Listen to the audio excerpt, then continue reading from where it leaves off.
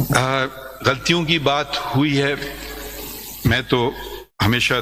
دعا گو رہتا ہوں کہ اللہ تعالیٰ مجھ سے غلطی نہ ہونے دیں،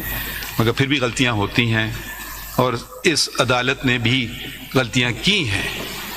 اور جب تک ہم اس کا اعتراف نہیں کریں تو درست سمت کی طرف ہم گامزن نہیں ہو سکتے ہیں۔ ایک بہت مشہور کیس ذوالفقار علی بھٹو کا، ان کو سزائے موت ملی لاہور ہائی کورٹ سے، اس کو برقرار رکھا سپریم کورٹ میں نے اپیل میں، ان کی ریویو پٹیشن ڈسمس ہوئی۔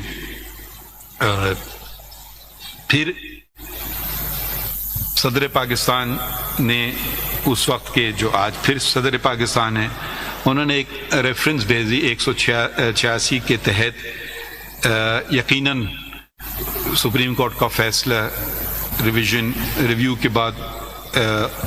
اختتام پر پہنچتا ہے، اس کو بدل نہیں جا سکتا ہے، مگر انہوں نے اس بات کا تقاضا کیا کہ یہ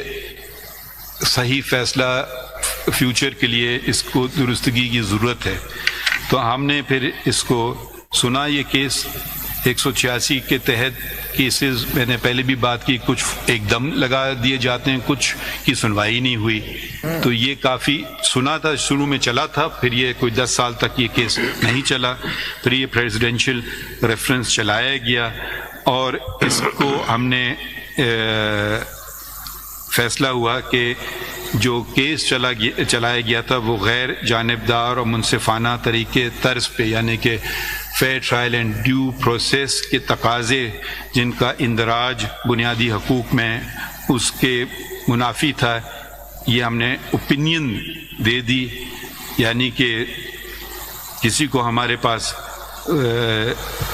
طاقت تو ہے نہیں کہ جو سزا ان کو مل چکی، مگر کم از کم اس بات کا اعتراف اس عدالت نے اور اس قوم نے کیا۔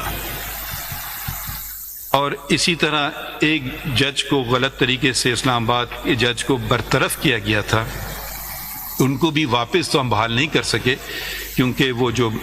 آئین میں دی گئی ان کی مدت ہے وہ پوری ہو چکی تھی، مگر ہم نے یہ فیصلہ کیا کہ یہ ان کو غلط طریقے سے نکالا گیا اور ان کو ریمووڈ جج نہیں، ریٹائرڈ جج تصور کیا جائے گا، تو یعنی کہ ان کو جو باقی لوازمات میں ملے جائیں گے۔ دوسرے بھی